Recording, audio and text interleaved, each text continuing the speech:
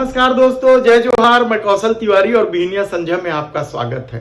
लोकसभा के तीसरे चरण के लिए 12 राज्यों के 94 सीटों में 7 मई को मतदान होना है। इसे लेकर जबरदस्त राजनीतिक सरगर्मियां बढ़ गई है और इसके तहत ही छत्तीसगढ़ के 7 सीटों पर चुनाव होने हैं, मतदान होने हैं 7 मई को।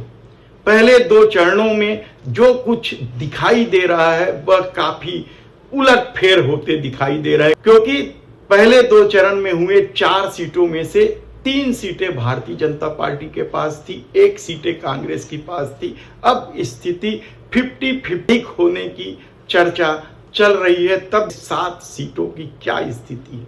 7 सीटों में से 3 सीटें आरक्षित हैं, जिसमें से 2 सीटें आदिवासी के लिए रायगढ़ और सरगुजा, 1 सीट जांजगीर चांपा दलित के लिए, एससी वर्ग के लिए आरक्षित है। तो बचे 4 सीट सामान्य वर्ग की है, जिसमें से 1 सीट कांग्रेस के पास है और 6 सीट भारतीय जनता पार्टी के पास है। इन 7 सीटों में 2 सीटें हाई प्रोफाइल सीट है, कहा जाए तो गलत नहीं होगा। 1 सीट जो हाई प्रोफाइल है वह कोरबा की सामान्य सीट है, जहां पिछली बार कांग्रेस के ज्योत्सना महंत ने शानदार जीत दर्ज की थी और इस बार भी वे मैदान में हैं। उन्हें लेकर कई तरह के सवाल तो उठाए भारतीय जनता पार्टी ने, लेकिन विधानसभा अध्यक्ष चरणदास महंत का यह गढ़ माना जाता है। उनकी छवि किस तरह से साफ सुथरी है यह भी किसी से छिपा नहीं। हालांकि पिछले दिनों वे मोदी पर प्रहार करके विवाद में जरूर आ गए थे, लेकिन कहा जा रहा है कि क्षेत्र में उनकी पकड़ है और शायद यही वजह है कि पिछले बार मोदी लहर होने के बावजूद चरणदास महंत की पत्नी ज्योत्सना महंत ने यह सीट आसानी से जीत ली थी और इस बार उनका मुकाबला करने के लिए शायद भारतीय जनता पार्टी को स्थानीय दमदार नेता नहीं मिला, इसलिए वे दुर्ग से सांसद रही सरोज पांडे को कोरबा से उतारे। और कहा जा रहा है बाहरी बनाम भीतरी की लड़ाई यहां तेज है और इस परिस्थिति में ज्योत्सना महंत बेहद ही मजबूत नजर आ रही है। हालांकि पैसे के मुकाबले में वह थोड़ी कमजोर दिखाई दे रही, क्योंकि भारतीय जनता पार्टी के पास अकूत खजाना है और वह चुनावी प्रचार में भी मनमाने पैसे खर्च कर रही है। पानी की तरह पैसे बहाए जाने की चर्चा है। तब जो दूसरी महत्वपूर्ण सीट वह जांजगीर चांपा की सीट है, जो एससी वर्ग के लिए आरक्षित है। इस सीट से कांग्रेस ने शिव डहरिया को मैदान में उतारा है। वे भूपेश सरकार में मंत्री रहे हैं और दलित वर्ग के बड़े नेता माने जाते हैं। कहा जाता है कि उनकी पकड़ क्षेत्र में रही है और वे पहले भी इस क्षेत्र से चुनाव लड़ चुके हैं और सतनामी समाज, जिसका इस क्षेत्र में बड़ा प्रभाव है, उस समाज से वे आते हैं और कहा जा रहा है कि वे बहुत आगे चल रहे हैं अपने प्रतिद्वंदी से। हालांकि भारतीय जनता पार्टी ने यहां से महिला उम्मीदवार मैदान में उतारा है, टिकट बदल दी थी। पिछले बार जो प्रत्याशी सांसद थे उसे हटाकर इस नए प्रत्याशी को लाया गया है, लेकिन कहा जा रहा है कि शिव डहरिया की स्थिति बेहद मजबूत है और वे उलटफेर करने में सक्षम हैं। तब यदि 2 और आरक्षित सीट रायगढ़ और सरगुजा की बात करें तो रायगढ़ में न केवल मुख्यमंत्री विष्णुदेव साय की प्रतिष्ठा दांव में लगी है, बल्कि दमदार माने जाने वाले वित्त मंत्री ओपी चौधरी की प्रतिष्ठा भी दांव में लगी है, क्योंकि दोनों ही इन्हीं क्षेत्र से आते हैं। और रायगढ़ से कांग्रेस ने मेनका सिंह को मैदान में उतारा है, तो भारतीय जनता पार्टी ने यहां से प्रत्याशी बदल दी है, नया प्रत्याशी है। ऐसी परिस्थिति में रायगढ़ में जब पूरी सत्ता यानी छत्तीसगढ़ सरकार के बड़े बड़े नेता पूरी ताकत लगा रहे हैं, तब क्या रायगढ़ बचा पाएगी? क्योंकि पिछले कई चुनावों से रायगढ़ भारतीय जनता पार्टी के पास है और कहा जा रहा है कि इस बार भी मुकाबला बेहद रोचक है और यदि उलटफेर न हुए तो कोई अचरज की बात नहीं है। तब सरगुजा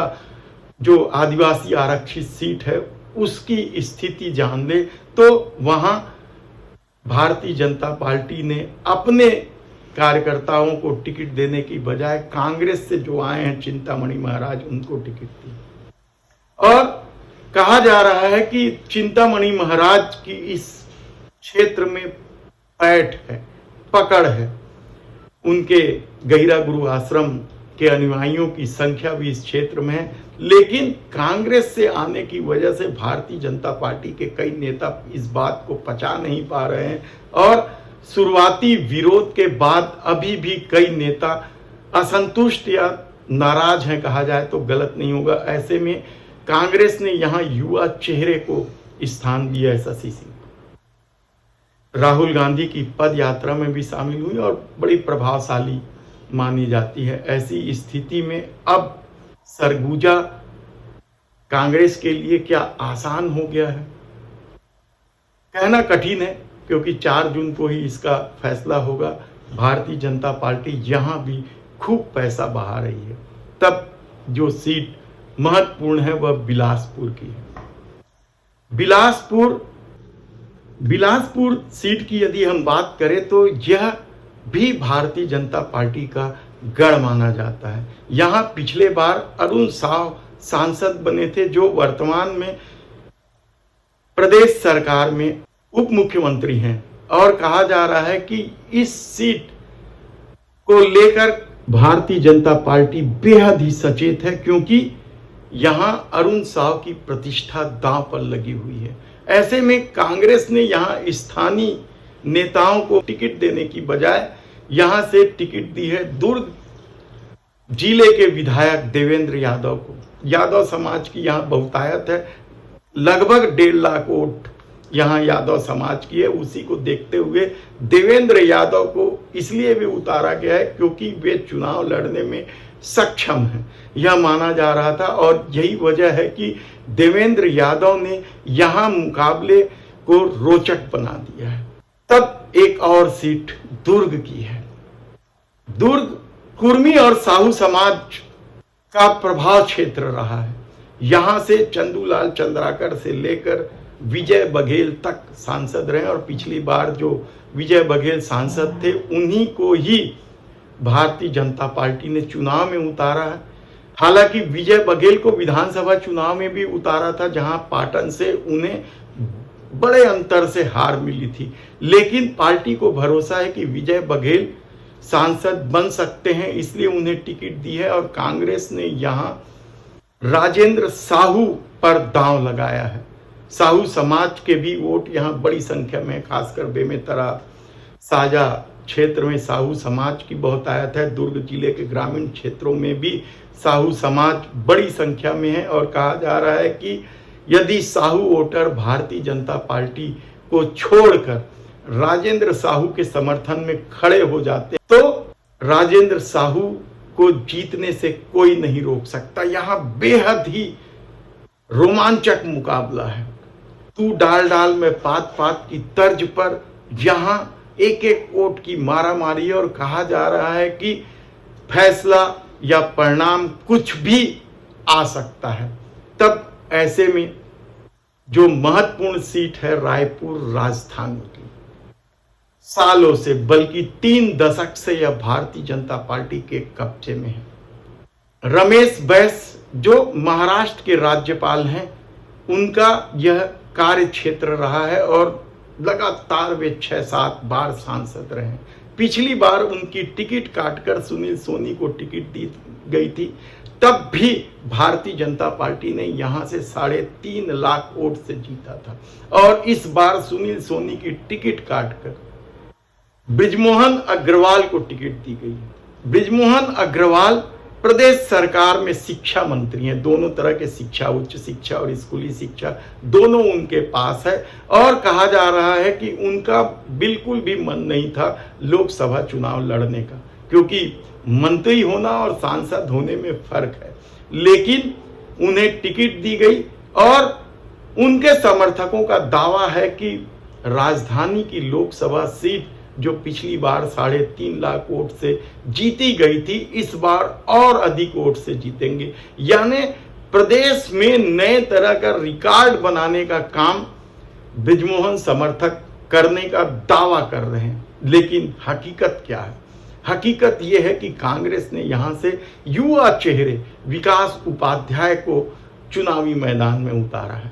विकास उपाध्याय मोहन सेठ के मुकाबले पैसे से कमजोर हैं, लेकिन युवाओं में उनकी पकड़ है। और ऊपर से न्याय गारंटी योजना, चाहे महिला न्याय गारंटी योजना हो, बड़े उत्साह से रायपुर लोकसभा क्षेत्रों में बड़ी संख्या में महिलाओं ने फॉर्म भरा है। तो युवा भी जो युवा न्याय गारंटी है उससे प्रभावित होकर विकास उपाध्याय की तरफ मुंह किए हुए हैं। ऐसी परिस्थिति में जब संविधान बदलने की भी चर्चा जोर शोर से हो रही, आरक्षण खत्म कर देने की भी बात उठाई जा रही है, तो क्या आरक्षित वर्ग जो बड़ी संख्या में है, खासकर आप देखें तो आरंग तो सुरक्षित सीट है ही है एससी वर्ग के लिए, अभनपुर, धरसीमा, भाटापारा, तिल्दा बड़ी संख्या में एससी समाज के लोग रहते हैं। तो क्या वे संविधान बदलने के इस चर्चा से प्रभावित होकर विकास उपाध्याय को वोट दे देंगे? यकीनन इसी तरह की बात चल रही है। ऐसे में एक तरफ बृजमोहन अग्रवाल और उनके समर्थक रिकॉर्ड वोट से जीतने का दम भर रहे हैं, तो दूसरी तरफ कांग्रेस चुपचाप बगैर ज्यादा खर्चा किए ताम झाम के मैदान में है। और कहा जा रहा है कि भले ही देखने में बृजमोहन अग्रवाल का प्रभाव दिख रहा हो, लेकिन भीतर खाने में जो महंगाई बेरोजगारी का असर है वह भी दिखाई देने लगा है। ऐसे में रिकॉर्ड वोट से जीत की बात तो दूर, यदि उलट फेर हो जाए तो भी कोई आश्चर्य की बात नहीं है। धन्यवाद।